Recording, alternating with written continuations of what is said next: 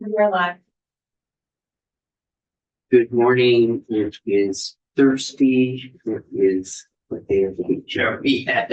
We are It is the 3rd of April, and this is the Senate Transportation Committee, and we are specifically going to talk about public transit and medical transports.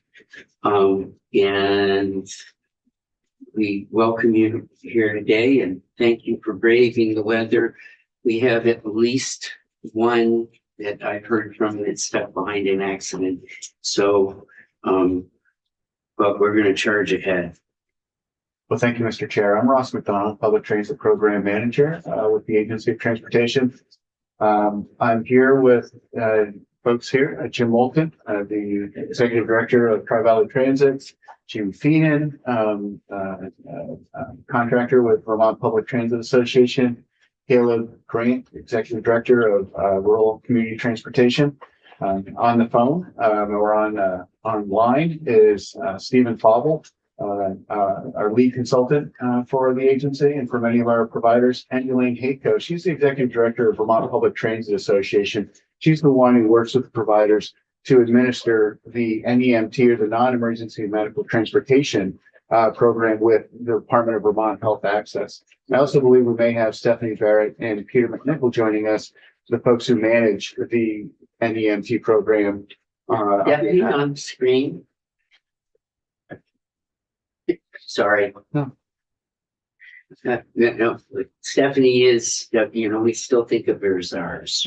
Understood, and nice to know. And we worked with DEVA last year when we put together a report to outline the benefits of this braided demand response system we'll be talking about this morning, which is that those providers operate the same call center, vehicles, drivers, admin overheads for all of the demand response services between VTrans and the NEMT program. We feel those efficiencies and those shared costs kind of lift all boats.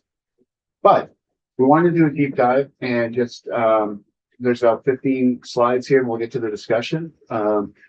These slides were put together by Steve Fauble, who does reports for both VTrans and Vermont Public Transit Association. But demand response, it's in place in rural areas around the country because if we don't have enough population to support a bus route, then this is the next option to serve folks in those less dense areas. People call to request a ride. That call center uses a decision tree to discuss what they need, what they are eligible for, and then schedule the trip. In most cases, riders are reminded about reservations. Good morning, Senator. Good morning. Sorry, I had. She got stuck behind an accident. Yeah. Slow going, wasn't it? Yeah. Well, thank you. First slide, so you have no such thing. In most cases, we do have an automated call that remind people about reservations the night prior and 15 minutes before pickup. The rides are provided, and then the folks will bill the appropriate program once the trip is performed. In the funding sources, we have the older adults and persons with disability program. That's the VTrans money using FDA funds. 80% of that will come from our 5311 rural transit program. Those funds are supplemented by that FHWA flex that we bring in from that side of transportation into the transit budget in Boston, our Region 1 office. That's a bigger portion of our budget than our actual FTA 5311 budget. Those 20% local funds do include in-kind match. I've got a slide to talk about how in-kind works to draw those funds down and to cover those requirements. And then we have the non-emergency medical transportation, NEMT, or is commonly called Medicaid transportation. That split is approximately 56 and 44 federal state. And as discussed, the program is managed by VPTA and a contract with the Department of Vermont Health Access. And we work in tandem with them on our shared issues and concerns. Americans with Disability Act, this is complementary paratransit. This is up to 50% federal funds. It's not a large, So, and I don't want to stop you, and you are going to go into, when you say federal funds, there are different federal streams. Are you going to go into what those streams are separately? Because, and when we get through this, yes, we certainly can. And when we talk about the O&D program, Federal Transit Administration Program funds from FTA and FHWA coming into the FTA program. The Medicaid program is managed by the Agency of Human Services, Department of Vermont Health Access. Their division receives Medicaid funding, and part of that funding is for the non-emergency medical transportation. So we've got two federal streams coming in for human services, NEMT, and for transportation or transit services, FTA. yeah, All of the FTA services are protected with the Americans with Disability Act. It's not a large portion of our business. Many of our rural areas do not provide ADA service. What they will do is offer a deviation from a route up to 3/4 of a mile to pick them up on a regularly scheduled route and bring them to where they need to go. About 88% of all ADA rides are occurring in the Burlington area. We won't discuss too much about that today. That is an entitlement, and it's part and parcel of the transit program. The Recovery and Job Access Program is an extension of the O&D program. When we were on the Opioid Coordination Council, we saw a lack of ability for those in recovery and those seeking job access to get to where they needed to go. We just have a partnership with the Department of Vermont Department of Health and VTrans, where we share the non-federal match. So we use those funds for the O&D program, as well as this extra layer of about $400,000.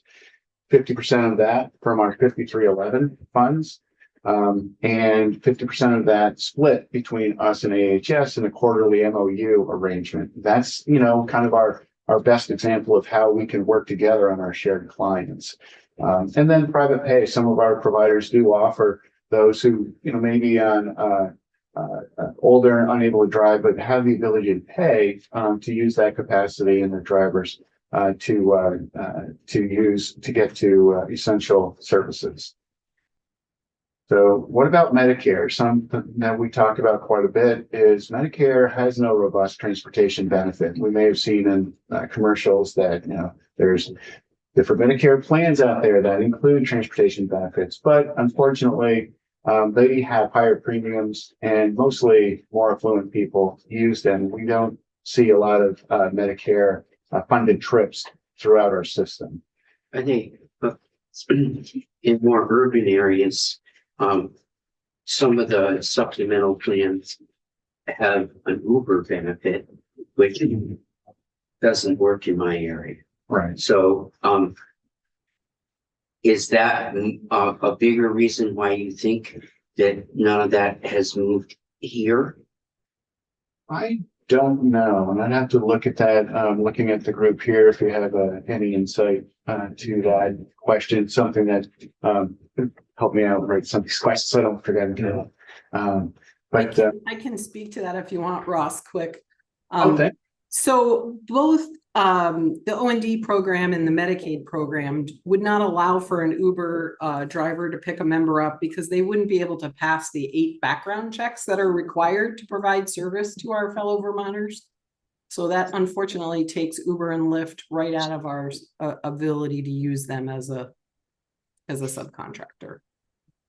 Okay, thank Did you say 8 background checks? Correct. Yes, that's correct. 8 separate background checks? Read them out. Did they do the same background? I can name about 7 of them, but Elaine, why don't you take us through the list of background checks That are required, this is federal required? for the Medicaid NEMT trips. Sure, I can do that.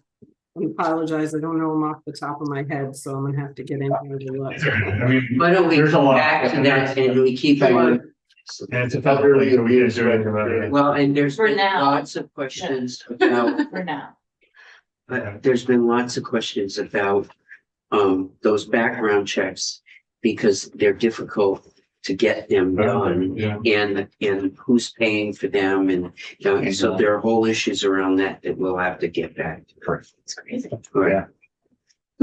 So to administer these demand response programs, it requires a lot more work, per trip than the regular bus service where you're putting out the services and the communications. We have the call centers that are providers, dispatcher.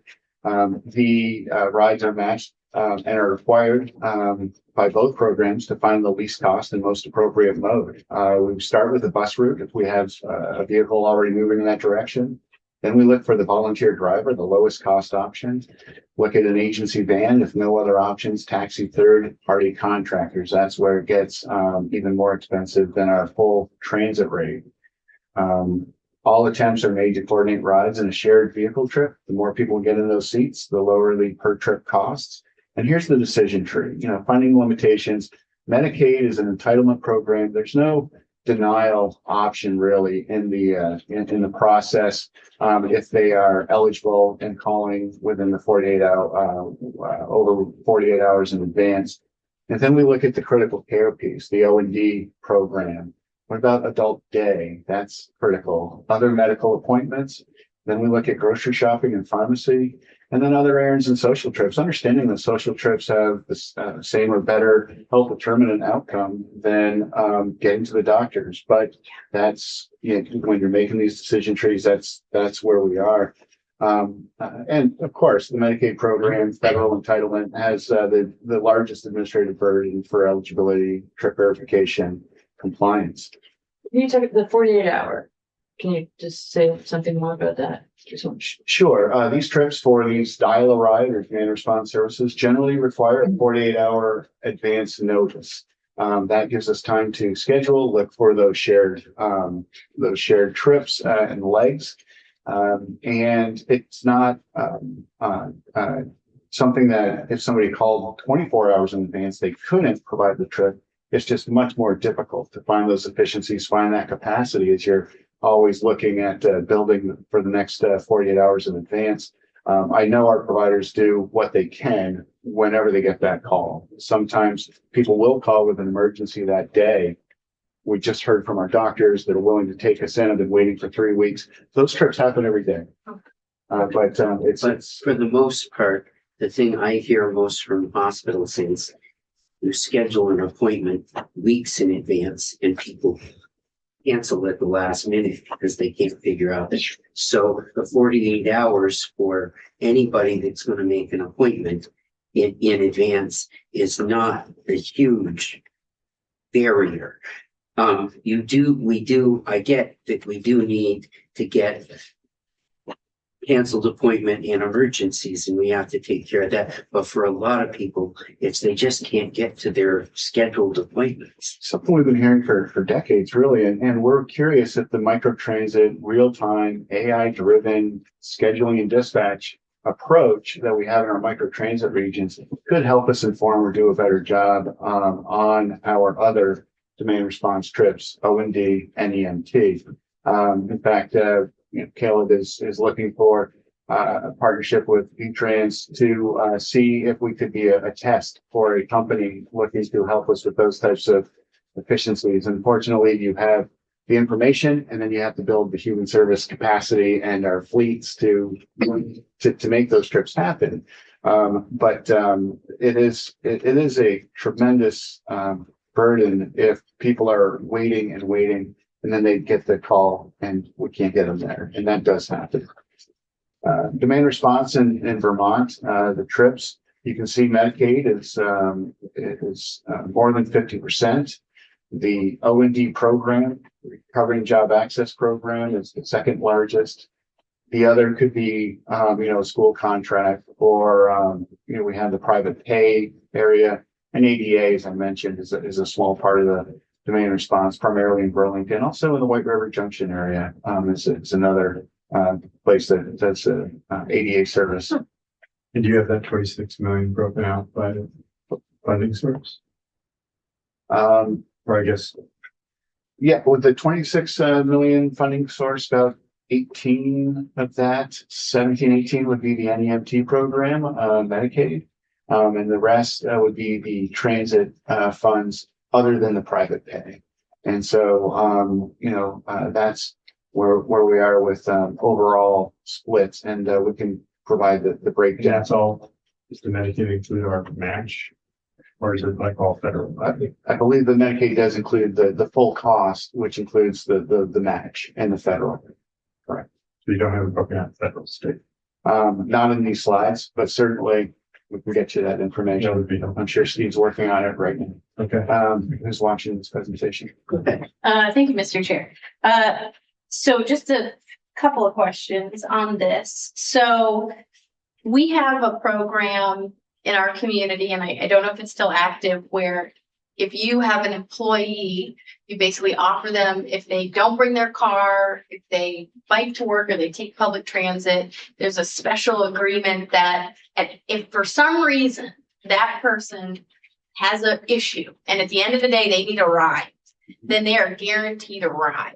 And that has alleviated, because like one of the big, I think, barriers to most of us is if I have kids and I bike in and then I need to go pick up my kid at 3:30, that's going to be an issue. Or if I somehow need to drive to get something that I couldn't on a bike or I couldn't on public transit, I'm not going to bring my car if I have an alternative to get to that unexpected thing.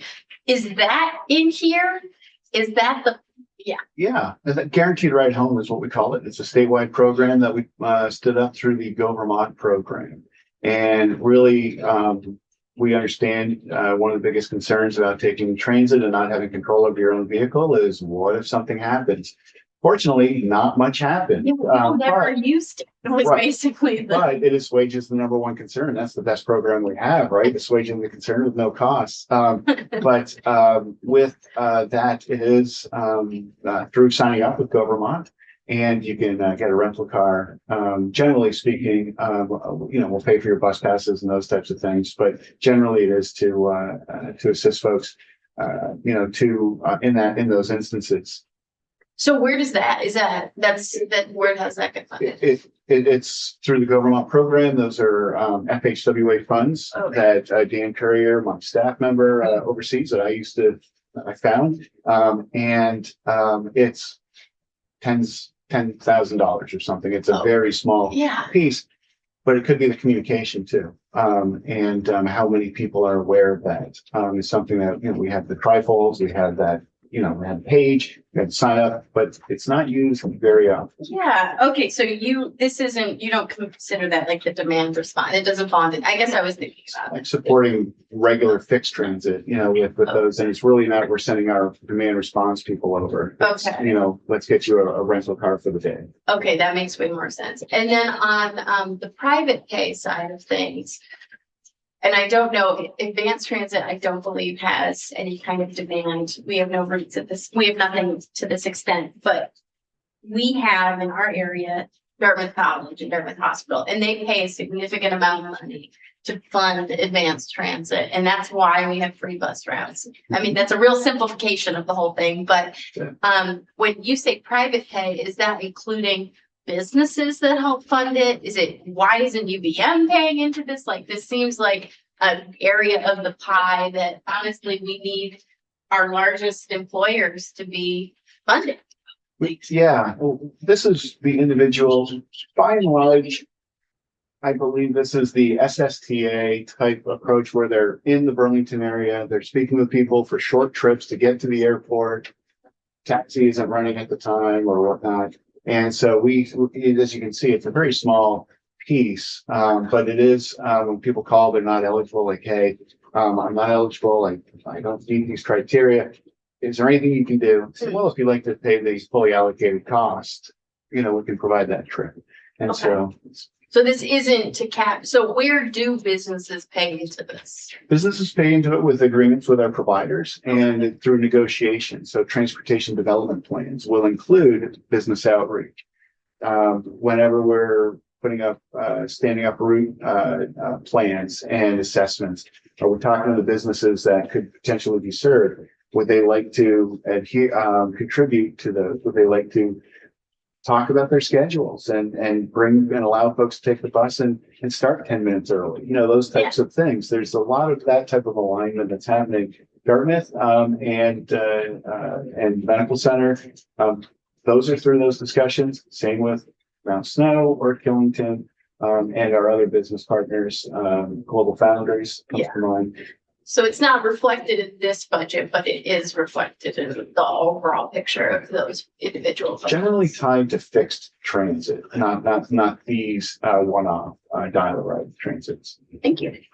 Yeah, I think, pardon, an exception to that are human service agencies who do provide local funds to match and draw down, for example, the O&D. Yeah. and the private pay on this, you're saying this could be somebody going to the airport? Is that what you It said? could be, and it could be somebody, if we have the capacity and somebody needs a trip, we generally don't like to say no. And so if someone's like, hey, well, I really need to go here, you're not eligible, we do have the capacity. If you'd like, you can make a donation or you can send us a check for this amount of money. And so you give them an amount? Because I thought this was all primarily medical. It is, and that private pay is a very small piece. And again, I think it's where I hear it happening more than anywhere else. It's in the urban area where you've got a density of people trying to go to short trips. We don't have a lot of private pays. A Gopher comes to mind in the Barrie area. If they do provide trips, not using our funds to the airport and back, it's just $200. And not too many people can utilize, that type of service. But some people Wow. can. That's really interesting. I didn't know. Okay. You can. I'm sorry. Let's keep moving through this. Okay, thank you. So statistics by funding source. We have the rise, the cost, but not the breakdown between state and federal. As you can see, the costs are primarily with the O&D and the Medicaid program, with the Medicaid program far surpassing anything else. There's the 15.3 from 24. It's a little bit higher now, 6.8, which is far higher than our budget last year to make these demand response trips consistent. We've added about $1 million over and above what we were anticipating. So cost per rides have really impacted our ability to make these trips. So that earlier number of 20, what was it, 20, was it 28, 24? 26. 26, that 26 number, 15.3 of it's Medicaid. Correct. Okay. And that private pay number, 457,000, is that what they paid or that's the delta between what they paid and what it cost?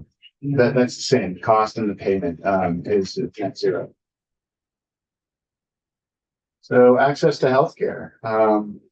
The majority of these demand response trips are for health services. And we know that the NEMT trips certainly are 100% for health services because it's the non-emergency medical transportation program.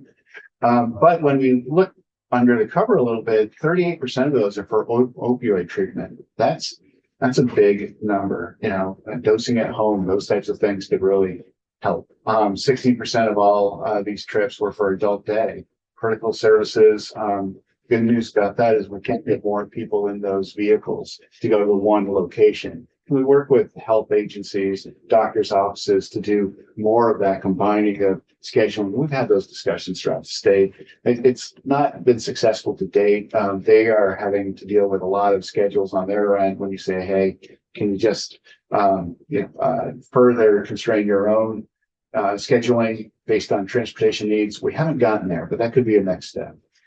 But even with our O&D program, 69% are for medical trips, critical care, 60%, dialysis, cancer treatments, and then 50% for adult day. 42% of all ADA trips are for healthcare, and 60% recovery and job access. That's recovery treatment, therapy, counseling, and we will assist somebody for a week or two to get to a new job opportunity, understanding that's one of the best ways to keep people in recovery and tax paying. Overall share for all demand response program is roughly 80%. So when we look at historical trends, this is just the O&D program. And before COVID, 184,000 trips for, a $4 million cost of 4.6 million. We're now doing about 130,000 trips for 6.8. You can imagine this is why we're sharing those slides, asking, putting together a community driver suite of options for our providers to look for other ways other than volunteers or their full allocated cost with a CDL driver. Can we use sedans with lower wage workers? We need to all do our best efforts to control these cost increases. What is the question on it? So part of the cost increase is that we don't have enough volunteers, right? Well, about 48% of the trips in our demand response program are volunteer. Used to be around 60%. Okay, so it'd be good to know how the reduced amount of folks available to be volunteers has increased that cost per trip. Over 300 in 2019, 365 last count, which was in the summer. I think we built that up a little bit, but I believe we're still under 200 statewide. So we still haven't made up by a long shot the number of volunteer drivers. So that is impacting that cost per absolutely. trip. So it would just be good to know that amount. We're gonna, Okay. the ultimate question, when we get to the end of this and I want to go through all these numbers, is how do we increase is there a possibility, and how do we, what do we do to put ourselves in a better position to get more volunteer drivers? Thank you. I believe we'll have some comments on in-kind local match. When we talk about federal funds being used at 80% and 20% is the non-federal match, that can come from our local funds, and our grant agreements do not allow our providers to use state funds for that local match for our O&D program. We use a lot of state funds to match the regular capital, admin operations, but the O&D program was a set aside decades ago, and we don't use state funds. We do use local funds, but most of the agencies use in-kind hours for that. And so $100 trip, we can use driver hours and draw down and post those against the match. What that does, though, is it makes federal really cover the 100% of the cost, just using the 20% as the accounting approach. But if we did have more local and state funds for that match, we could get more trips out of those same federal dollars. But that's tough. We're talking about, our human service partners as part of our regional mobility committees that set the budget and the trips for our O&D program. Asking them for more funds hasn't been easy, or we haven't been very successful when we look at that. And we're very thankful to be able to use the in-kind to what we used to call federalizing to the extent possible. At this point, that may not be enough. The 130,000 O&D trips, 104,000 vehicle hours, 3.2 million miles, 45 minutes, 23.9 miles. And then those dialysis and cancer treatments, they do tend to be longer, more expensive. Somebody's waiting for hours, in the parking lot, while we're, they're undergoing treatment. But that is kind of a breakdown of some of the cost drivers. The purpose, the non-Medicaid medical treatment trips, so we talked about 39%, critical care 16%, adult day 15%, vocational 3%, social personal only the 7%. The shopping is essential shopping. You got to get your groceries at least a few times a month. And then senior meals, again, access to nutrition is an increasing issue in the state, not only for all of our families, but our seniors as well. The modes, we've talked about volunteer driver, 48%, and the taxi is 2%. That makes up a bigger portion of the budget than 2% of the trips. Van 32%. The stand used to be 2-3%. That's growing again if we can find a lower cost way outside of. We can't get the volunteers. How do we bring those trip costs down? And then that bus 14%, putting somebody on a fixed route bus is by far the best. We get the ridership, they get the services, and the community doesn't see additional costs. So my sneaky suspicion is in the back of this, that the volunteer drivers are mostly rural. You aren't gonna get a taxi where I mean, forget it. And you're not gonna get a bus. So, when I'm looking at all the others, I think you're tilting towards the rural part is the volunteer.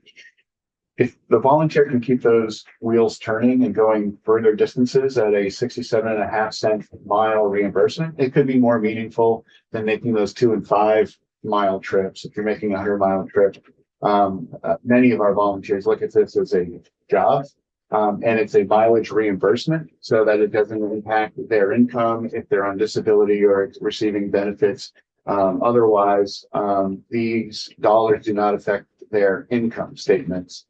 So that makes up a large portion of our volunteer drivers, but you're absolutely right. In the Morrisville area, I will just say that, we had the bus moving around in a circulator. Now with the micro transit service, people are able to use that service to get to Copley in that region, which would be part of that bus category. But it's a small. You're gonna talk to me about that in the 9 towns or the 10 towns in my district.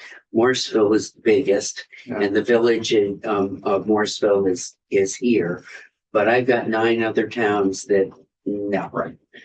And Jim's overseeing 50 towns, right, with those same Yep. type of dynamics. Absolutely. And those volunteer drivers, we have seen an uptick. We've seen, our providers are doing what they can to increase this. It was almost, I think we're down to 65, 70 just after COVID when everything shut down. Build that back up. We were hoping to have 300 by now, and we're still short. So we really do need to redouble those And efforts. that's 300 volunteer drivers. This is only reflecting about 150 drivers in 2024. And we've increased those numbers a little bit in 25. So And- the total number of people we've got doing drivers now, Yes, it is about 175 to 200, and it changes every day. People come in, and we have the snowbirds who come back. Those types of dynamics it's anybody who has a successful volunteer driver has a diligent volunteer driver coordinator. It's a big program. It does cost money to retain, appreciate, and recognize those incredible services. well, and this would be on the Medicaid or the healthcare side of this.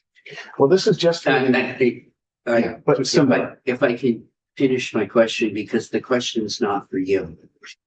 And I want to get it out.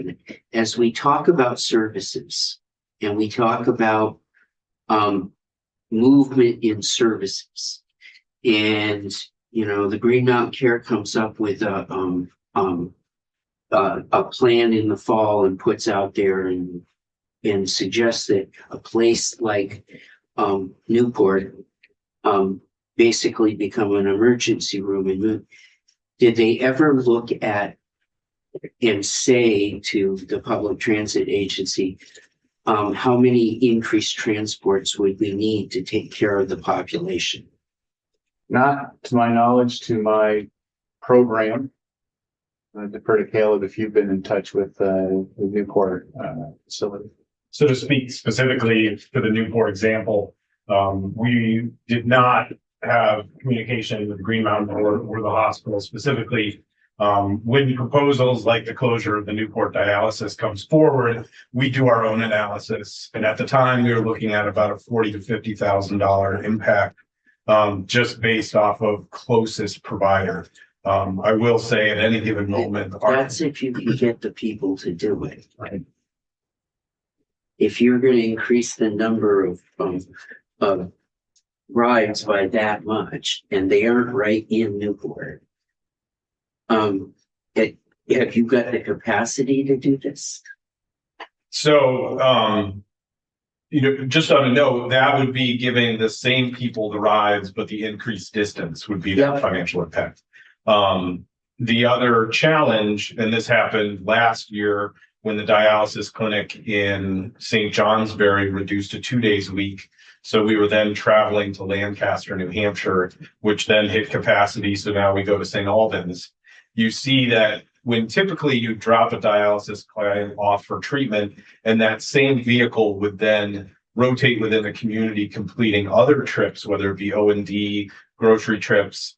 Now that we're going to locations like Lancaster or St. Albans, that vehicle is now bound to that location, and you lose a great amount of efficiencies. To your point, we have the capacity, but it reduces the overall capacity when those vehicles are taken out of territory. Thanks. But it sounds like there's a little piece though here of information that is out there, but it's not communicated across the whole system about when a service goes away, what is the increased need? Land use changes, these types of service changes, absolutely. We're wondering how best to incorporate ourselves into that process. Yeah. So we just did a survey of demand response riders. I only have one more slide. We'll get right to the discussion. Overall rider satisfaction, a 9.1 rating out of 10, almost 90%. It's meeting their needs extremely well or very well. 6% strongly agree, 89% agree. It's important to maintain my health and well-being. So we know, and this is consistent with our demand response survey from 5 years ago. So we weathered the storm from COVID, and on the backside of that, we have returned to this quality level of service.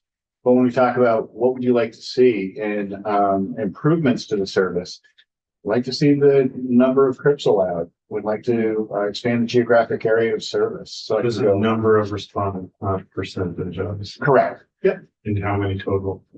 I don't have that number. I haven't seen. We don't know that, and these numbers don't mean it. But we don't know if it's 70 of 7,000 or 70 of 8. This survey it hasn't been completed or sent to VTrans. We have Steve Fauble doing our O&D survey, and he brought these forward to us just a couple of days ago for the first time. Steve, if you could text me or send me Or do the percentage. or give me the percentages, that would be good. It's about 350 total responses in the entire survey. Okay, that's helpful. Thank you. Thank you. Expand hours, a days of service. The online smartphone scheduling trip confirmation rather than the robo-phone to your landline. Shorter advance reservations, we talked about that, 48 hours. The biggest thing, obviously. That's the one. Better information about available services. Spoke about that previous to this testimony. None of the above and other were also there. So that does conclude the overview of the services. And we didn't want to spend too much time on those things. We have the slides we can drill down, but we certainly wanted to get to the conversation here. You're talking about survey results, which seem to make sense because it's such a nice service that people would be psyched about it, but it's to their door and it's pretty, right? So, but I wonder how it compares to, do you do the surveys for the other public transits? I think you do, right? We generally require it every 3 years our providers to do those types of surveys. Again, we're serving the folks who need those trips, and they are low cost. So we generally get those types of consistent responses, but frequency, evenings, weekends, those types of things are not uncommon. Not perfect for them, but I just wonder how it compares to the survey for the other just public transportation. Do that. It's similar, but certainly not as appreciated because of that door-to-door personal service that they receive on the demand response side. Is that other survey data on the website? I don't know if it is. It is something that we use for our transportation development plans and our providers all seek, especially with new starts, different components of different route. Many times those surveys are being done to specifically figure out why this is working or why it's not. Okay. So we talked a little bit earlier about these things, whether it was last year's summer report or these dynamics with federal uncertainties that we're seeing now. How best to coalesce around a response from these agencies with our partners. More communication certainly could help. Standing committee, we thought of something with our friends at DEVA, our providers, to all be part of a discussion and, sharing our resources, our information, our data, really looking for guidance from this body. And maybe a clarion call to our communities for some assistance. We have rallies or whatnot. Should we have tables? I'm asking for folks to participate as a volunteer driver. Are we meeting them when they are semi-retiring and saying, hey, you don't have to fully retire. You can still help your community by driving 2 days a week. These are outreach areas and efforts that we've made throughout the state and throughout the years. A full concerted effort may be appropriate. And we know that T-Bill, Agency of Transportation, isn't going to solve this on our own. It's us together. It's us together with our partners. And we're thankful to have this opportunity because we've been kind of wondering how to provide and proceed with next steps. And it seems like this is the first opportunity for us to find a plan of action. Yeah, it would be my hope that we would better coordinate and start to plan for consolidation of services in a more thoughtful way. I find it almost disturbing. You have some estimates about dialysis going to 2 days a week in St. Johnsbury and the talk about that. Where would I find those estimates other than calling you in separately? And how would I, across the state, come up with numbers about as we move forward and we do that? So instead of being just totally reactionary, we're out there at least thinking ahead of the box about what it might look like. And if we're really in the next year going to face huge Medicaid cuts, how do I prepare? And how do I get the information to know even what I need to answer for questions? So is this time for one of them to jump in the seat? Absolutely. And, when we talk about the information, we both run a lot of this information through Steve Fauble. We have a national transit database. I think together between DEVA, ourselves, our partners, Steve Fauble, we can get you the data. We've shared quite a bit of data here with these slides. We can go more granular and to whatever level of specificity you deem appropriate without overwhelming the beginning of the conversation. And I would say for you, how statewide can we help local transit agencies get more people?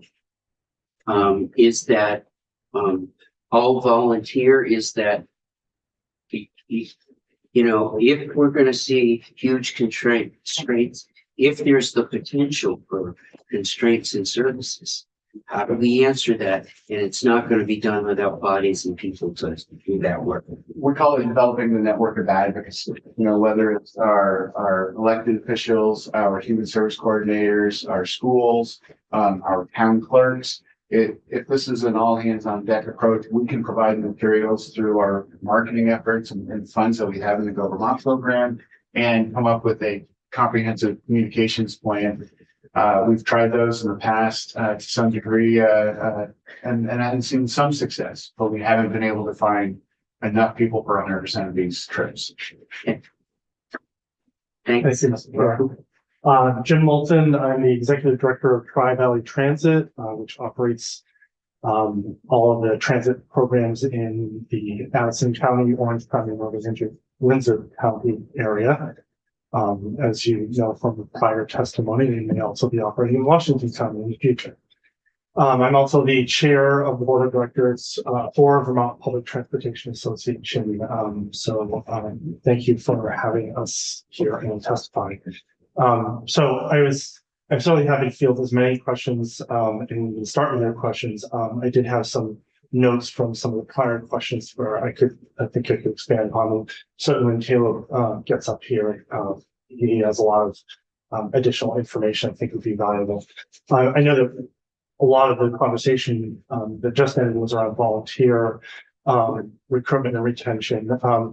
I can at least give you a visual on we've been putting together for our board of directors what we do, and I've got 6 pages here of what we do for volunteer recruitment and retention. I've had the privilege of being in this role for almost 24 years. I've seen a lot of changes over the program in that time, and I would say at the beginning it used to be, we almost had an endless supply of volunteers, people who wanted to do it as compared to the demand for services. Those trajectories have gone in opposite directions. Demand has gone up. The number of volunteers you just heard from Ross is roughly half of what it was pre-COVID. The other element, which I think is important to understand, is that the volunteers who are coming in today, at least for our regions, they are they don't do as much. In the older days, volunteers might be 40 hours a week of volunteering. Now we're getting a lot of 1 day a week people or 2 day a week people. So even though you're comparing roughly 50% in actual numbers, their capacity is reduced. Another element that comes about from that is that you start to rely more and more heavily on those volunteers, kind of pushing them beyond even what they really want to do. That creates stress. It creates safety concerns when they're driving more miles than may be necessary. We, our transit drivers, operate under federal motor carrier safety rules and regulations, which limit the number of hours that they can drive in a given week. Our volunteers don't have those limits.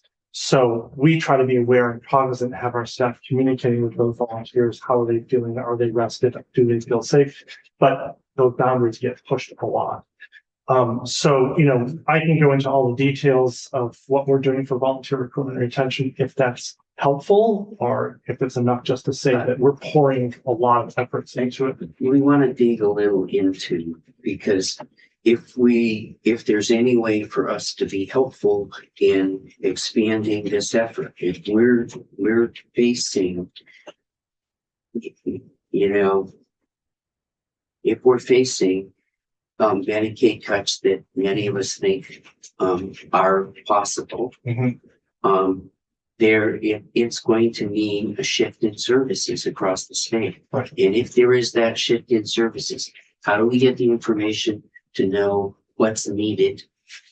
What can we do to help you react better and move in those? I don't want somebody with dialysis not being able to get to their dialysis. Right. So how, and that's going to take people to drive.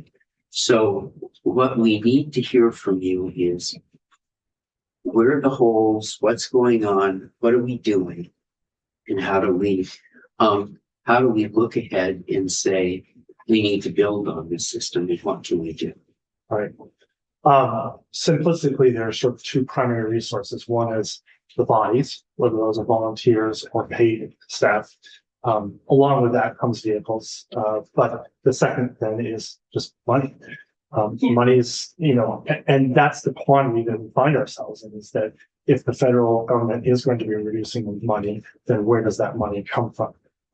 You certainly heard in the past couple of years, there was a study done also around the federal or the new potential sources for funding transit. That study that was done 2 years ago, I think, by Stephen Falball.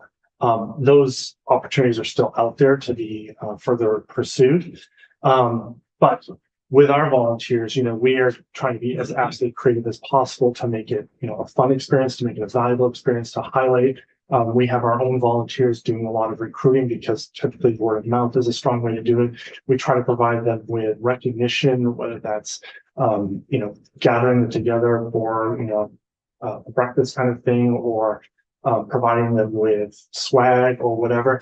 Those things cost money. It's not huge money, but all those types of things can make a difference in bringing those volunteers Can't in. give you money without a budget and and without the information. Right. So, Go ahead. On they get mileage, yes, right? Is it the IRS rate? yes, which now as of January 1st is 70 cents a mile. And that's gone up substantially, which also obviously impacts the budget figures too. When I started, it was 23 cents a mile. So they do Are get you that. required to stick with the IRS? We could do less, but that reduces the ability to do more. Then it becomes taxable income. So that's the disincentive to do more. Okay. We do things like, we provide little small stipends or bonuses for when they do their first 100 rides to incent them to like, oh, can you do 100 rides first? We'll give you something in recognition.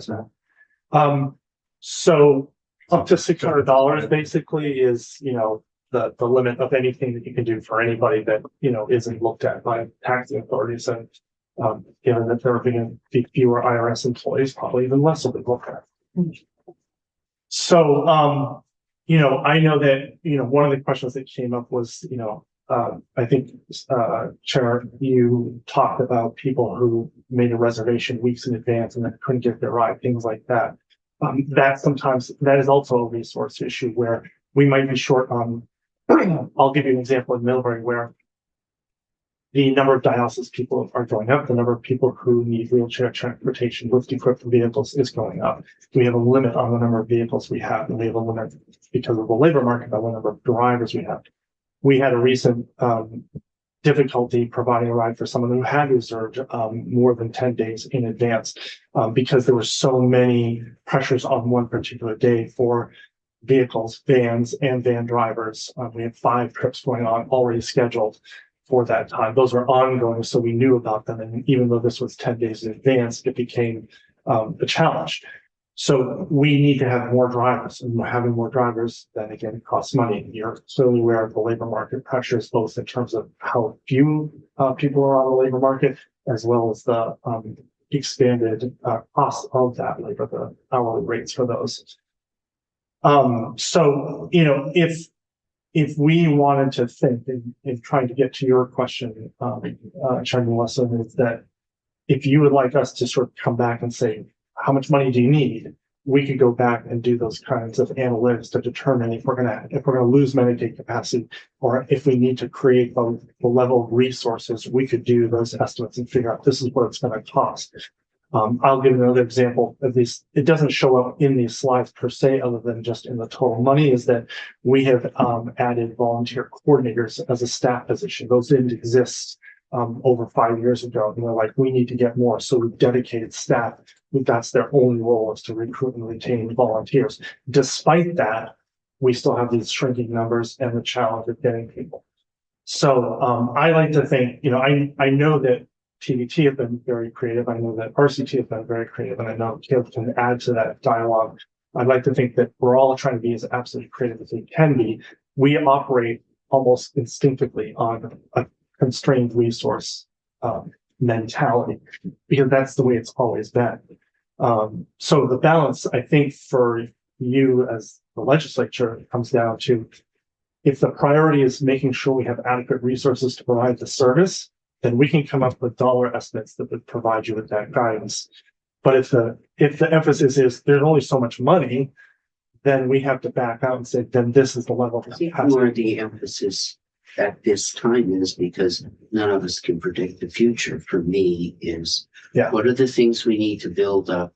So if something happened, we could get the information about what we think the increased rides are, and then you can start to build a budget on that. But what are the things initially we have to do to make sure we're ready to build up when the time comes? And what is it more coordinators? Is it How do I get the information to be able to move in that direction? What are the things, at least at this stage, we can do to prepare ourselves in a world where I think we're all aware that even if we don't have the Medicaid cuts, we have a changing healthcare system where there's movements. You know, I'm in a community, we just closed Stowe Family Practice. My hospital is looking at in March about voting on whether the board at the hospital on whether or not we have the birthing clinic. So there is a constraint in services all across, particularly rural Vermont, in those pieces.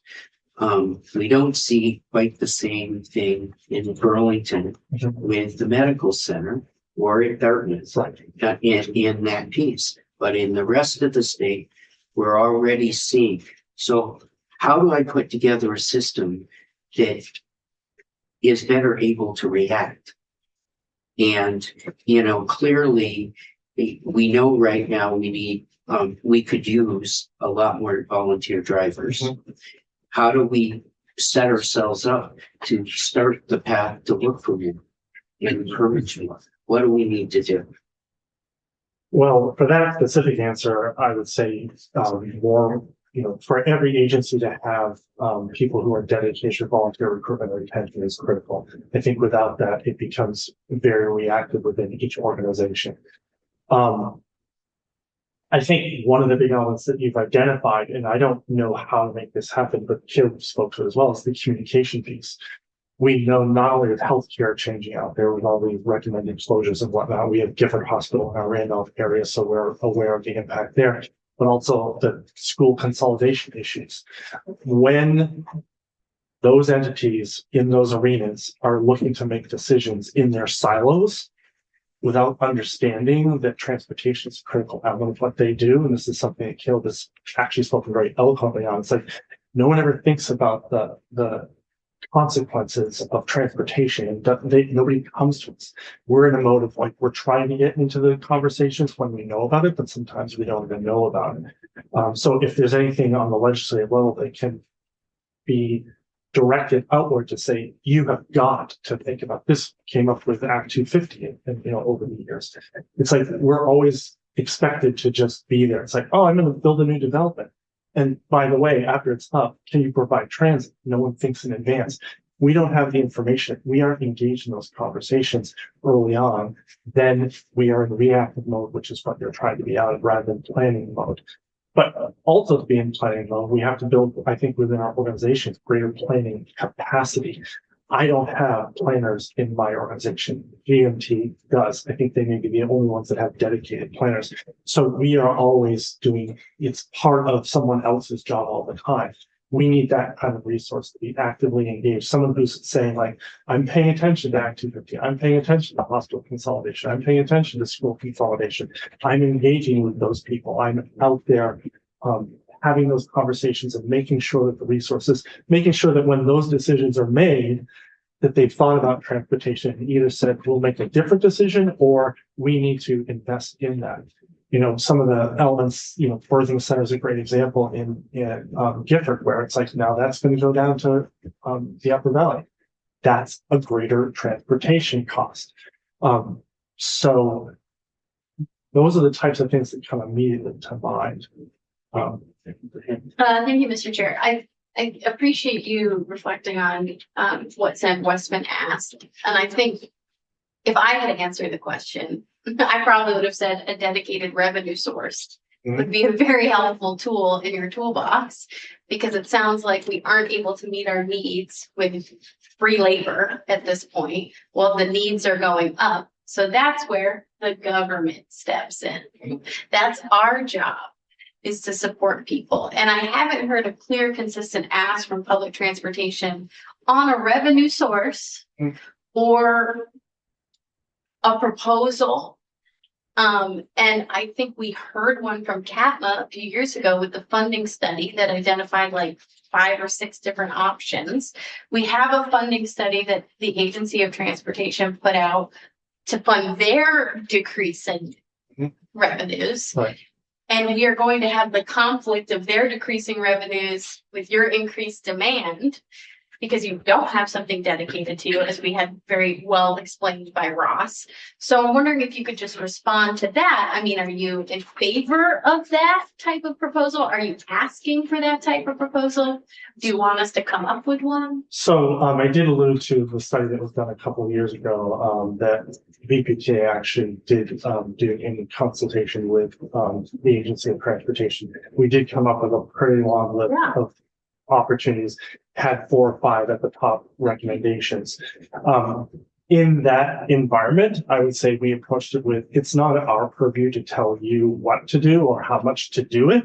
It's our purview to say, here are the options. We have been talking about the fiscal cliff, even absent the current DC administration. We've been talking about the fiscal cliff that's coming and trying to identify those opportunities to give you as legislators those opportunities to say what would work or what would not work. Okay. No action has been taken, which is not a commentary. It's just that is the what is. So we can certainly bring those back to the table. Yes. Those have certainly been identified, even in terms of how much money any particular one could generate. So that information is pretty readily available. They might need to be refreshed with 2025, costs as opposed to 2023 costs. I think it would be very helpful for folks who want to advocate for you to have the resources you need to be given a clearer picture of what the ask is. Mhm. And I totally understand what you're saying, where you want to give us the options and the opportunities.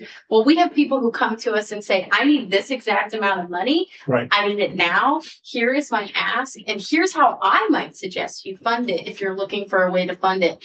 And that clear ask is very hard to compete. It's hard to compete that ask with kind of this amorphous, we have a problem that kind of needs to be solved, but we're not quite sure who to or how to do it, other than a study we did a few years ago. Like, that's hard to compete when we also have pressing needs. So I guess I'm just trying to articulate to you is, I think you have a lot of big advocates in this room, and we're fumbling around a little bit trying to figure out how to help you. And if you want the immediate support this year, I don't think it's going to happen based on the realities. But if you want something to happen, we're going to need more clarity about and a clear ask, and a group of constituents who come together and say, I care about an issue, I'm rallying behind an issue. You have such broad support in the community that you have not tapped into, of people who would show up at our door and tell us why this is important. And we just haven't had that. So it's hard to balance that ask that you might be making or could make with the amount of people who have shown up on other topics. So I guess I'm just putting that out there. I'm very supportive. I do unfortunately live in like this invisible world where we only notice problems once they have become too grave for us to really resolve. So I just wanted to put that out there. And Senator Harrison and I have co-sponsored a piece of legislation that will hopefully be coming out this week, which is around transportation demand management and requiring businesses to pay into a system around transportation demand management. So if there's things that we could be doing to start a conversation this year, you've certainly got people trying to do that. I guess it's my point. Right. And my main goal would be get the businesses to pay. But So rather than have to do this, mean, but that's the personal preference. Let me shift just a little. I've heard you talk about volunteer, about the coordinators yes. to coordinate volunteers and coordinate that work across the system. And that sounds like a starting point. Mhm. What are but we need information Mhm. about if there are changes in things like the healthcare system specifically, if we're going to focus on this. How do we get the information to one place where we can get that information in a report from you so we know what we have to react to? What are the concrete steps that we can take? And I don't expect you to come back now, but as we move forward, It would be nice to be able to concretely know exactly what to ask for to start the discussion. In the overall, we're going to end up in a place where, yes, we're going to have to talk about revenues and whether it's a dedicated source or whether it's built into a budget.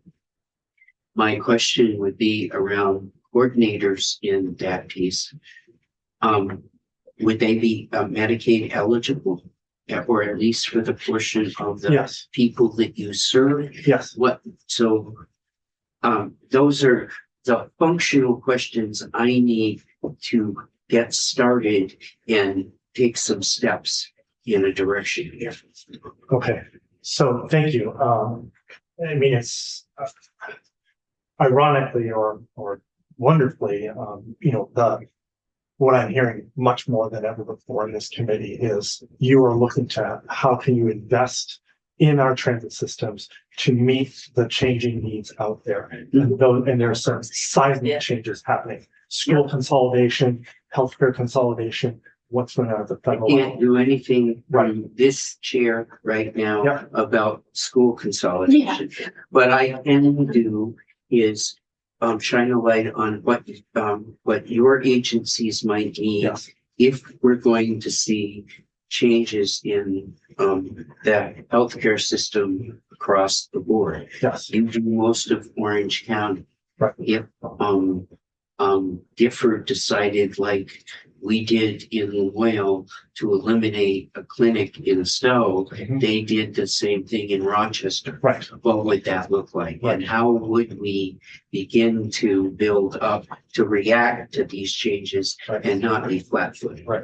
So I think off the top of my head, I think there are two elements to that. One is I can speak certainly for TDT, and I don't want to overspeak for the other members, but I imagine that literally the planning capacity is a very big constraint.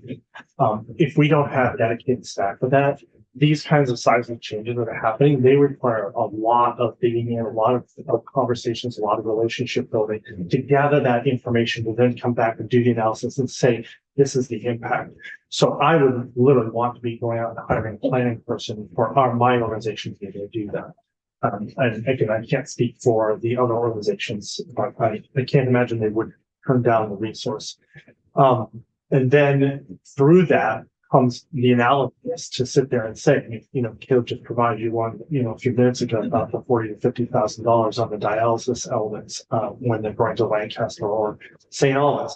We can do that kind of analysis. Then we can generate and provide that kind of information and drill down. So I think we can come back with more of what we need and what those potential dollars might look like. Certainly dusting off the last funding, you know, gives you guys again a refresher on what those opportunities might be.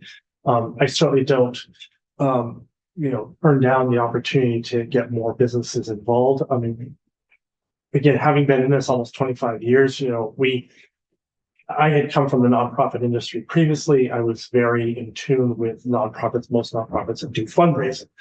So it was in my DNA already. And so when I came to transit and looked at that, you know, I was able to build a fairly robust local match program, but there's no real requirements to it. You know, we go to municipalities, we're always asking. We're going to institutions like Dartmouth College, Middlebury College, the hospitals, we're asking. We're always in the asking mode. We don't have those dedicated streams of funding that you referenced. So if there are things that can be done that mandate those types of funding sources, it certainly makes it easier for us to do the thoughtful planning rather than the reactive modes that we find ourselves in too many times.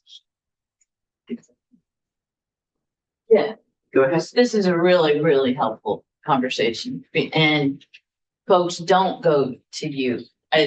That's actually a problem with what we changed in Act 50 is that VTrans does have a mechanism to include transit and when they, because they're part of Act 50. But now when towns are going to do the Act 50, they don't have that authority. So actually I have a bill for that. So hopefully that'll happen. At the town level. At the town level, right, For right. developments happening under the 10 acre threshold. The Well, 1950 is for 10 acres and over, so even a lot of times, we got smaller. It's not development everything. and it's Oh, not- yeah, And it's totally. not, we're still not getting the communication. and developers don't know to contact you. They don't So want to, I know. So it's until really, after the fact. so that's something that we definitely need to work on. And I'm really glad you brought it up. Definitely the revenue we need to work on. Relative to hospitals, what's happening is in your area is happening in my area also. There was a clinic in Bellows Falls that folks moved to Bellows Falls because they could walk to the clinic. And they closed that clinic with maybe 2 months notice, if that. And didn't provide transportation to the hospital. So it's a real problem. Something's grass. No, it's where Carlton Fisk was born. Okay. It was a hospital and then now it's, do you know? This is your plan. Yeah. Yeah. That's going way back. I know, well. But that's how people, but anyway, so that's one thing that happened in my area. That was people didn't get notice. It's an issue. They physically can't get to the hospital. Then something that had just been going on for a while is we were trying to get a route on Route 30 and 2 hospitals were ready to help pay for that route because they need folks to be able to go between the hospitals. Yeah. So the hospitals need to provide some of this information. And I don't know if you do that through Diva, that's not my world, but the transit people and the planning people really need to get information from the hospitals directly.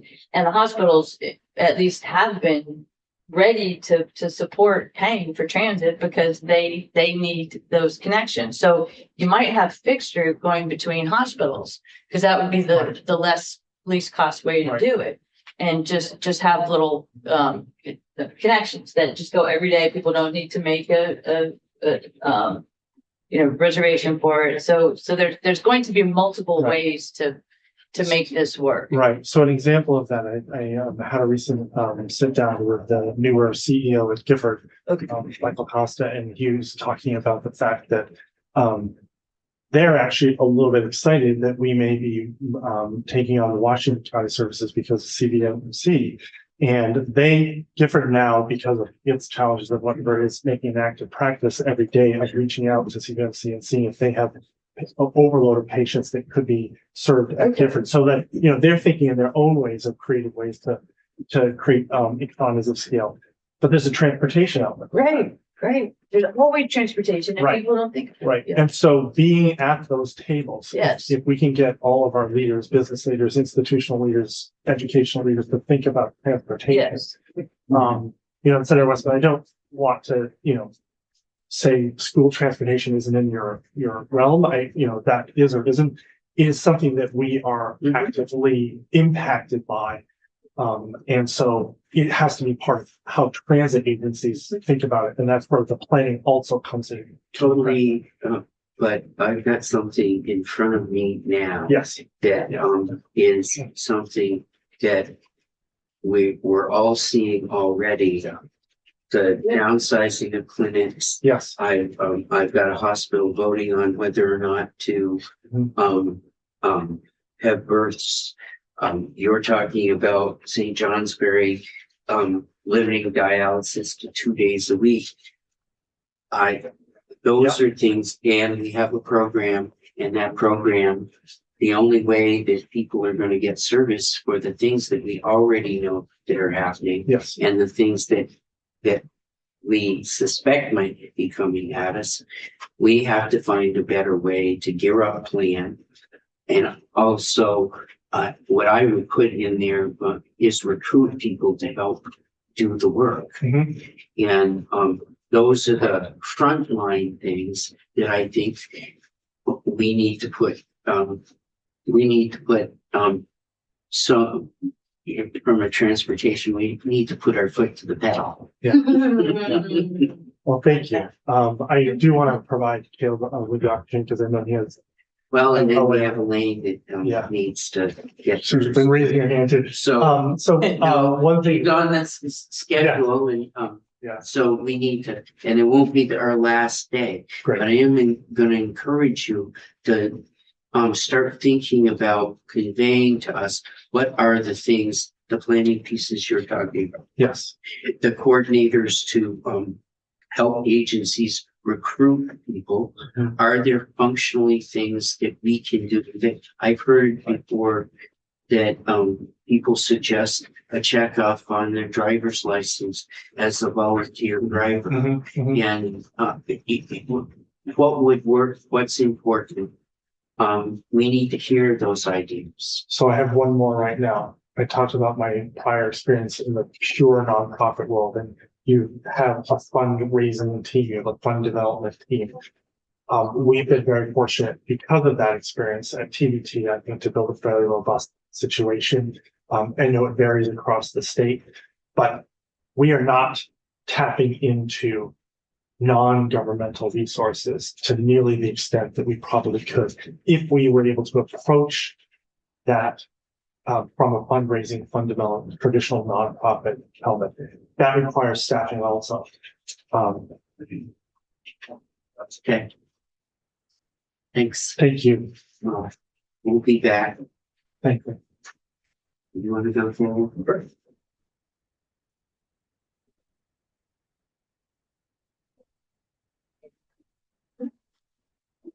Morning, thank you, everybody. For the record, Caleb Graham from Rural Community Transportation. I'd like to begin by addressing Senator Westman's question specifically about what this committee specifically can do.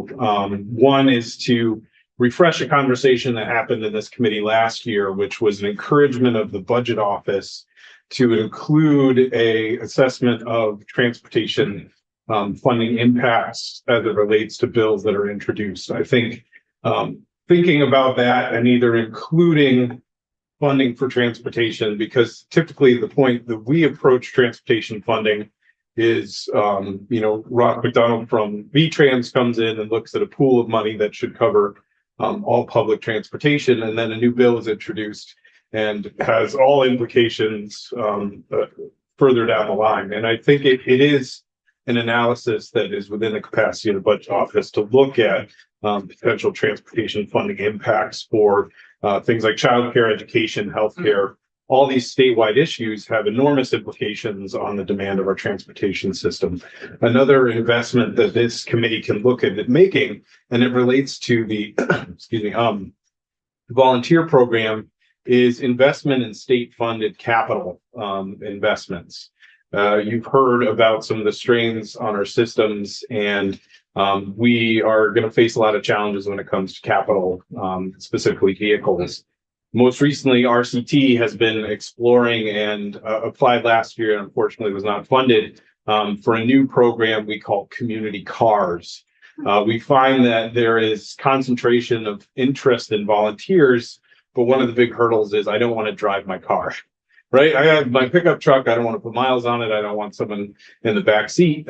So we were looking at a program where, and again, it would have to be state funded vehicles, because we couldn't use federal. There may be some opportunities to use federal vehicles, but a state funded vehicle that was stationed at our first partner was going to be a Legion Hall.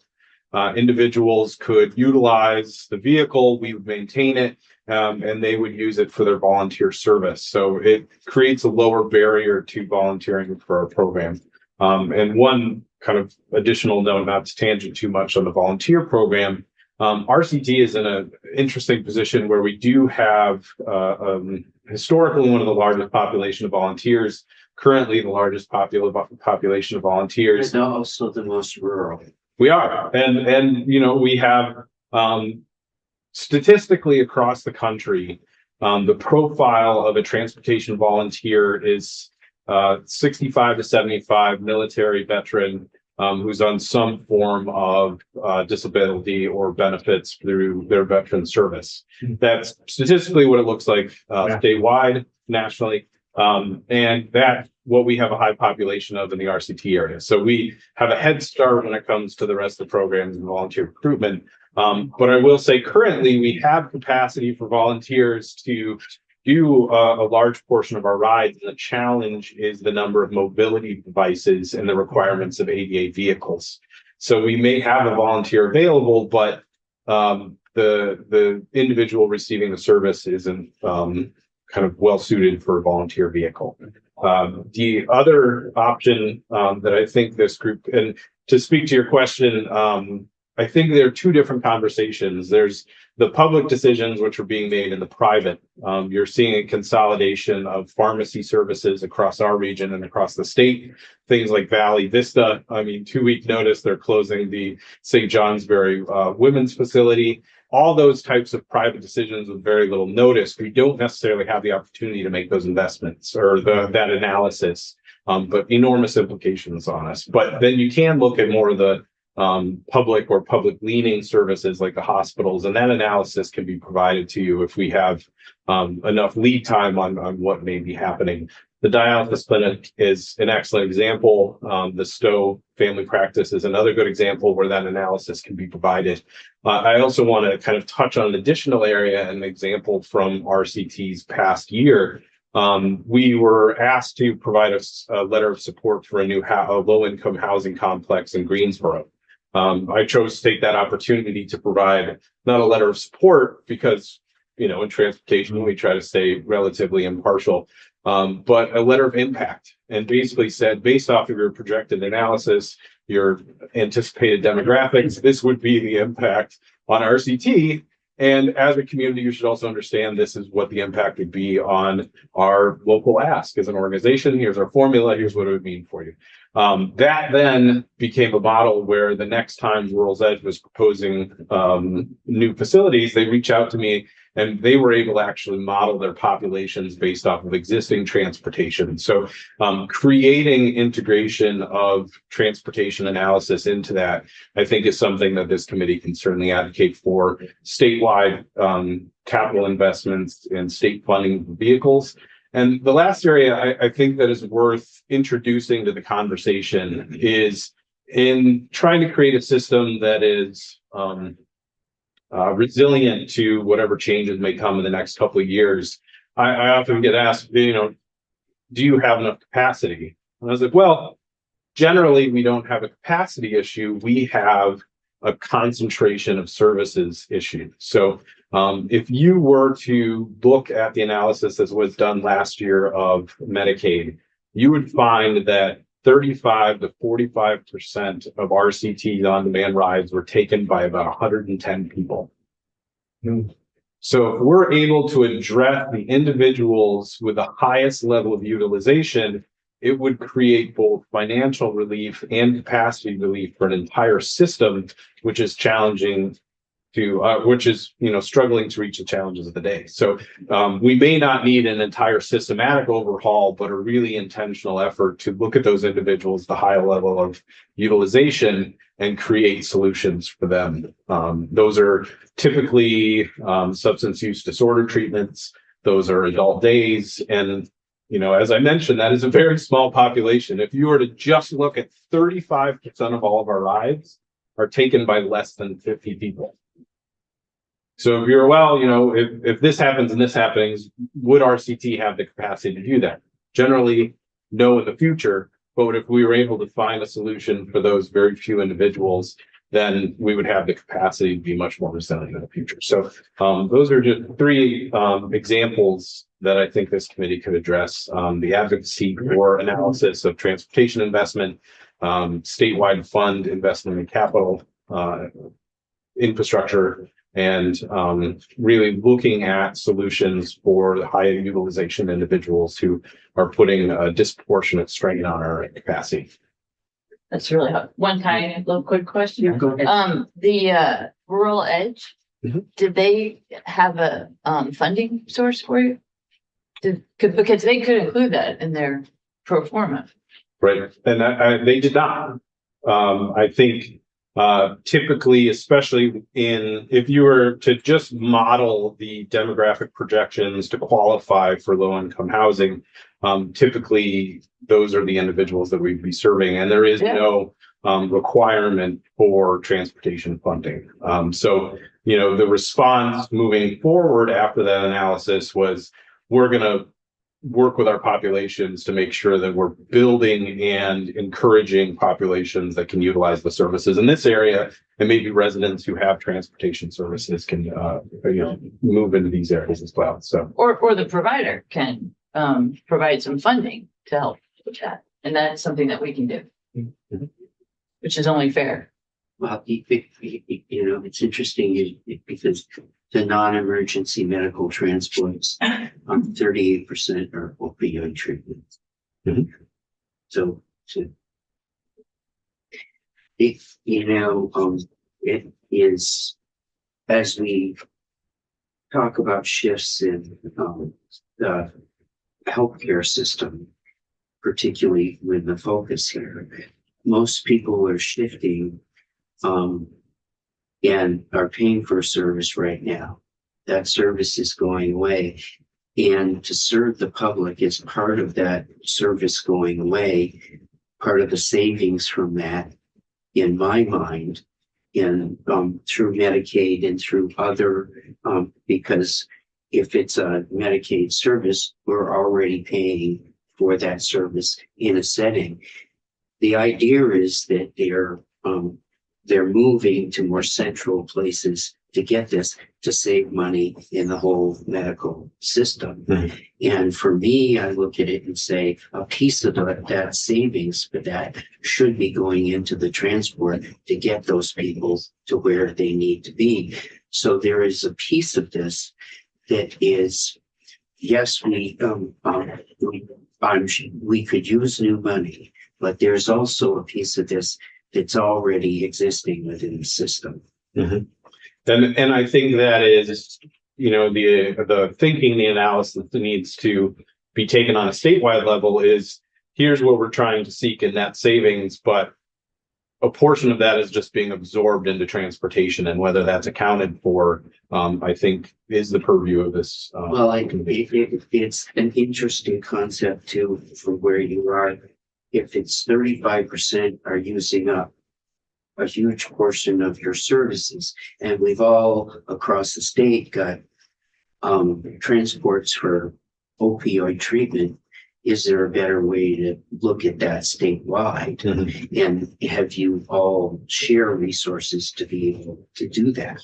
Right. And that has been, and this is where the intersection between the healthcare committee and the transportation committee comes in, is that report was provided to the healthcare committee as we looked at why our costs are increasing, and a thorough analysis of individuals with a high level of utilization. But what that impact can mean, and I think part of that challenge is that we have privatized a number of critical care services across the state, where their motivations may be misaligned, and we are a really convenient excuse or kind of place to put externalized costs.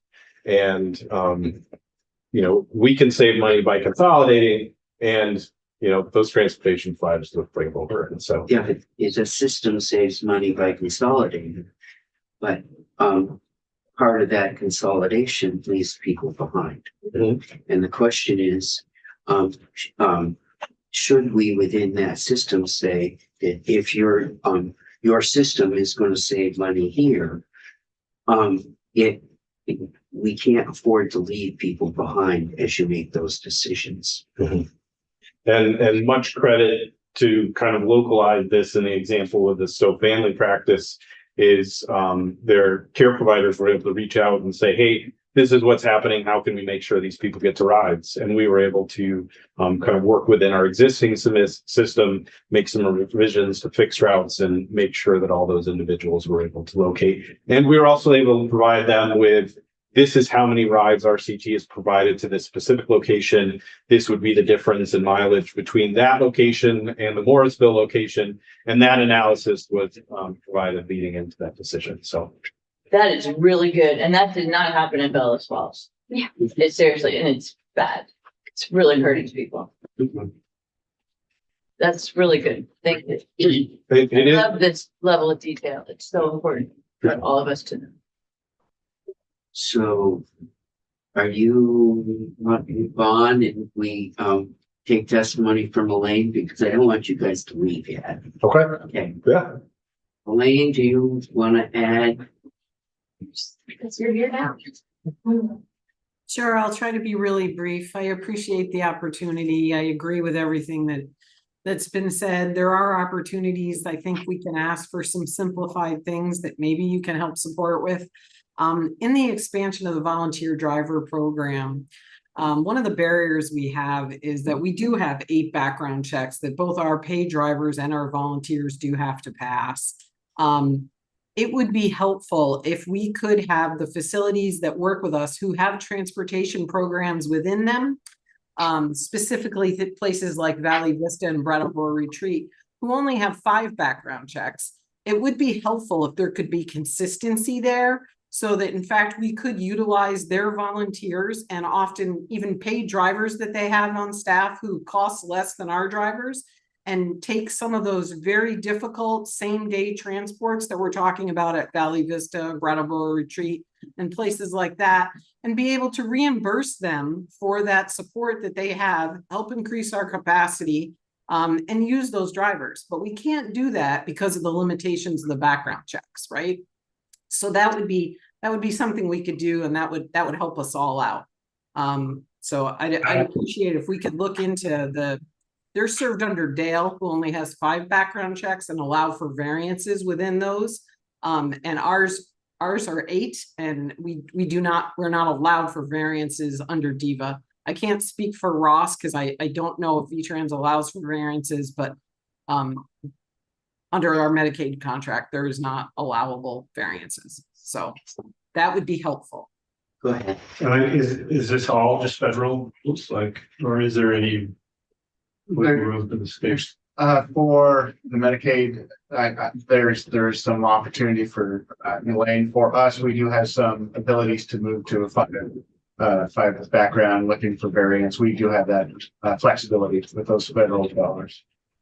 And you've decided not to do it? You looked at it or just haven't really looked at it? It's something we can do. What we've done is because the OND and the Medicaid program are so intertwined, we try to universalize, our reports or overview. We'd hate to have a volunteer who can't do a Medicaid trip because we didn't give them the background because we thought they were only going to do OND. And so we're really looking at, meeting the highest criteria so we can do all the trips. But we'd be more than happy to work with DIVA and see if those variances or a new approach could allow for increased capacity with those other organizations, something Elaine and I have been talking about for a lot of years. I didn't even know there was 8 different background checks you could do. Like, Yeah. still What is- confused about what they all are, but we can talk about that later. I know, probably. Well, the question comes in, how do we get people together to better coordinate? It would, one system for background checks in my simple mind would be, why can't we do that? Yeah. And what would it take? What would it take for us to get there? Is it just like, is it part of it, the fingerprinting? 'Cause I know we worked on that from others, but that's not part of it. I believe ATLA can give you the most detailed answer. Okay, and it could be by email if you don't have it on top of your head. It's like, here are the 8. I have them here if you really want them right now. I'm happy to give them to you. Yeah, if you want to just run down it real quick. Sure. So the one for Medicaid right now and VTrans, again, because of the braided system, we do make sure that everybody can meet those because it is too difficult scheduling challenge wise to make sure you're not putting a driver in a car that isn't past all 8. Again, so it's National Criminal, Vermont Criminal, Child Abuse Registry, Adult Abuse Registry, DMV, Officer of Inspector General, Social Security Administration's Death Master File, and then the General Services Administration, or the SAM check. So that's all 8.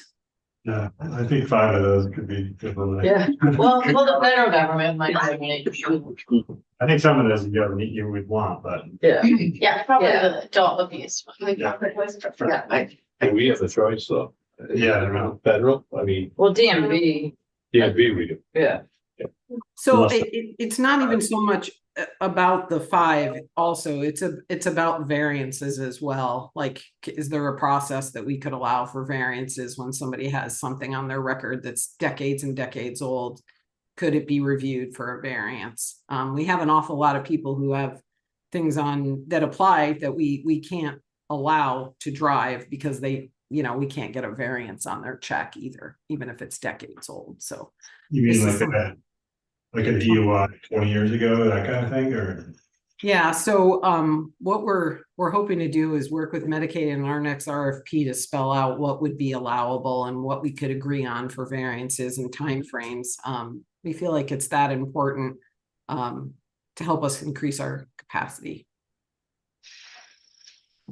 I'm pretty clear, if you had a kid that had careless and negligent driving, was in his early 20s, and they ended up going in the military and having a military career. So when you talk about the veteran that, if they had a careless and negligent driving, it's 30 years ago, they wouldn't be eligible.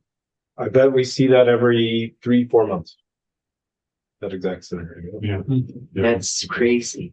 But it sounds like you're working on that, Elaine, right? We are, and we're very lucky that we have good partners at DIVA. Again, it's something I think we could use some legislative support around that, because again, if Dale Tell is us able to how- do so. Let us know how we can push that ahead. Yeah, like if you had a specific language that's somewhere that we could fix or improve, that would be ideal. Yes. Okay, thank you. I really appreciate that opportunity. One of the other things I want to talk about is some of the program services challenges like we've discussed. We understand, and it sounds like you all are incredibly knowledgeable about the fact that when things happen out of our control, it trickles down to transportation. We are the linchpin to make sure people get to the services they need. And when those changes are made without being consulted with us, we just end up with more need and further distances when we're closing hospitals and dialysis are closing. And even those extended hours at dialysis that are going till 10 o'clock at night and 7 days a week and starting at 4:30 a.m. Those are challenges. Those are much more expensive rides for us. Of course, we're going to make them happen, but it certainly taxes our staff and our drivers. Something to be thought about, and it'd be great if we could improve those relationships, we are working on it. One of the things we didn't mention, we talked about opioid, we talked about pharmacy closings, we talked about dialysis, distance and extended hours. We haven't talked much about unhoused persons. Even with DIVA's recent update to us, we used to be able to have a member change after 60 days to seek a closer available provider. And as you guys know, when housing is available for somebody, they may have doctors in Burlington, but they're now living down in Bennington County. And so for 60 days, we were transporting them to that further distance location up in Burlington so they can have continuity of care. But now we're doing that beyond 60 days. And again, unhoused people are challenged. We used to be able to have them all pick them up recently at hotels in the past couple of years, and it made for some coordination efforts. A lot of those are gone now. So we're picking people up all over the place. So that's a little bit more challenging. Again, some of the administrative challenges, and we're incredibly grateful and that DIVA has helped us with adding some additional support for behavior challenges that we've had. And they've strengthen the no-show policies for us. So when we go to, somebody books a ride and we go to pick them up and they're not there, that happens repetitively. Even when people attend appointments, we weren't able to do anything. DIVA's added policies now that when somebody no-shows, but they still attend an appointment, we have some backup to, push them off to a hardship program so that there's less abuse in the system. And those are terrific, but they're also an enormous administrative burden. They've taken a lot of our staff time. It's an awful lot of effort. And we've also seen with the behavioral health of our fellow Vermonters that we're transporting, because we're transporting pretty consistent population throughout the year. Our ridership is pretty flat, same folks over and over. We're becoming a level of case managers on the intake level. We really are. We're doing an awful lot of checking in with folks. and Jim Moulton, and I'm sure also Caleb can speak to this, is we do an awful lot to make sure somebody gets a ride safely. And we're talking to their provider, we're talking to their Vermont Chronic Care Initiative worker. We're really doing a whole level of case management that we've never seen before, and we certainly weren't doing 4 or 5 years ago. So I wanted you to be aware of that. And again, we're happy to do it and we want to do it. But we need to acknowledge that it takes a whole lot more time than it did in the past. And to follow up on all the intake steps, you know, for Medicaid, it's a tremendous amount. And again, we probably need to increase staff to make sure we're doing all that, meeting all the deadlines and doing all the verifications to make rides happen. So I just wanted to. You have a question, Elaine? Sure. That's a good question. Thank you, Mr. Chair, and apologies, there seems to be like some kind of loud noise outside, so if you've heard that, I apologize. So I just have a question for you about the case management side of things. I've also heard a similar note made by our libraries where they're suddenly in a position where they're managing the cases of folks. And I'm wondering if you see that there could be a better relationship with either AHS or someone else who can help manage that rather than you being the ones managing that. Or is this just something that is kind of built into the structure of your organization? Are there ways that we can shift it? Because it just doesn't seem like a good use of your time. I mean, it's a good use of your time, but I don't know if it's you're the right place to hold those relationships. And it seems like it's just kind of organically happened like it has with the libraries, where they were kind of the first point of contact for a lot of folks who have fallen through the cracks. So I don't know if you have any reflections on that, or if you feel like there could be a way that you could shift that away from your organizations. Well, again, we do attempt to reach out to a Vermont Chronic Care Initiative worker. We reach out to Medicaid when we have questions to see if someone does have a case manager. Again, we try very hard to reach out to Council on Agings if they're working with somebody to get support. We know in one specific instant very recently in Jim's territory, and he can speak a little more to it, that we're going to the level of meeting with a hospital, trying to get somebody to get access back on public transportation, because, you know, we now have a code of conduct, and when someone violates it at a criminal level, you know, they get kicked off the system for a period of time, but yet that person still needs access to transportation, right? They still have medical needs, right? So they've gone to great levels to meet with the hospital, to meet with case managers, to really advocate for this person, to see if they can get someone to work with them to improve their behavior, to suspend that, and get them back on transportation so they can get access. I mean, that's the level of what transportation is doing now. So I think your point is a great one. We do need to figure out a way how we can shift some of this to AHS and see how that could maybe be more effective.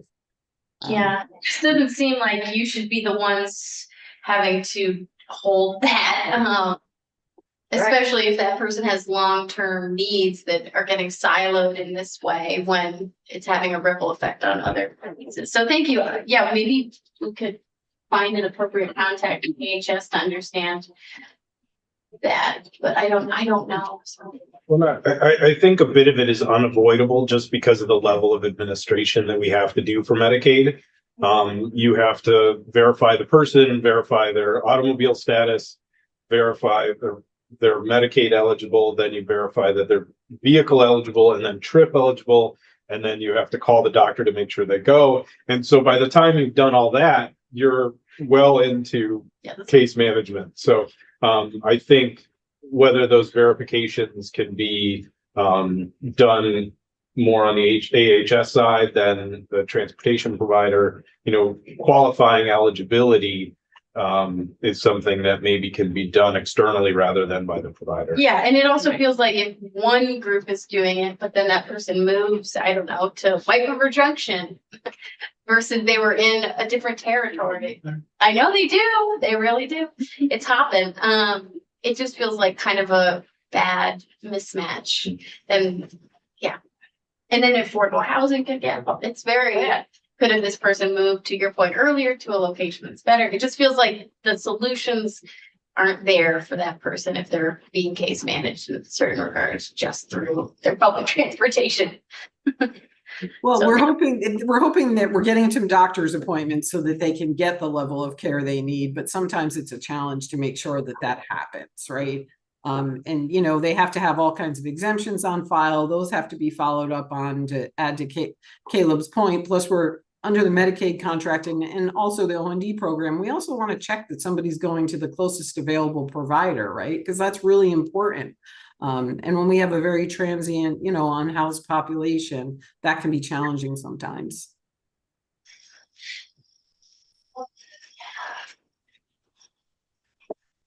Anything more? I think I'm good. I'm happy to answer any questions you may have. We definitely will be back in touch. And this has been very helpful for, I think, a lot of us in here that help us. We are going to need some help going forward and thinking about how we pull all of these things together. I think we will be hearing from some hospitals in the next few days about all of this, and medical providers there. I think we have a changing world, and we need to be on top of at least bringing in front of our colleagues what the issues are, so people know what they are and how they are as this world changes. All set. Is there anything else anyone wants to add today? And go ahead.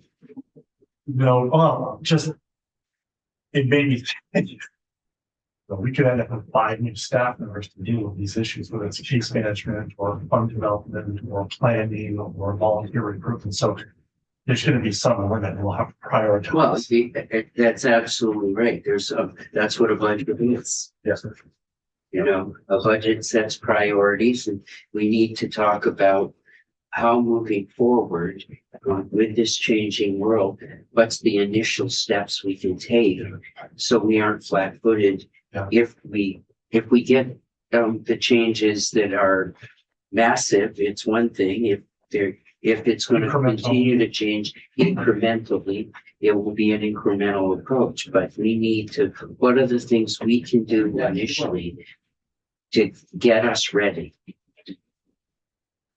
Grateful, very grateful. And you know, maybe we can talk to get it. Because I'd love to hear your recommendations, but it does need to be coordinated with the agency and Yes. and everything involved here. Yeah. And if there are things, and I say this from Elaine's more point of view, coming from more of the diva side, if we are having this consolidated of service, is there any requirements that we can put on organizations? It occurs to me that if you do a new service, they all have to go through the Green Mountain Care Board, and they have to get a CON and up. You can shut down a service and not tell anybody, which seems to me quite, and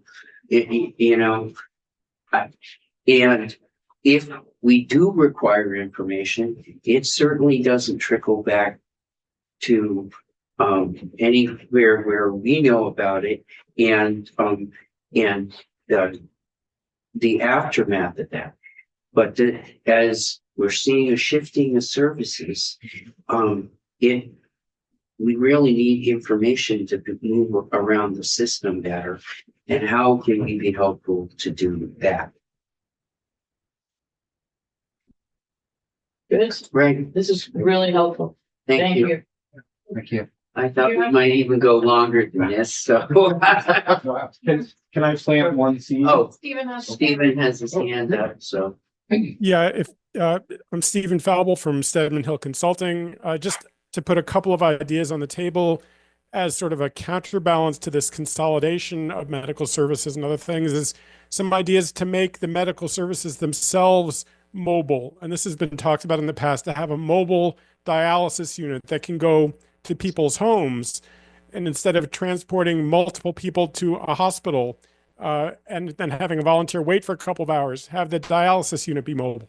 Or an opioid treatment mobile. I've worked with Caleb. There are dozens of people in Barton Village, Orleans, who take daily trips into Newport. If instead you had a doctor coming to Barton Village, hopped a few houses, you've saved many trips on RCT's purposes and made things more convenient for the people. So it's just something to think about as a counterbalance to the consolidation of services to bring them out to the community. You'd spend much less in transportation dollars while maintaining the same level of service. I just want to put that on the table. Thank you. Thanks, Stephen. Right, I think we're done for the meeting, I think. No, we've got a Do we? meeting and it'll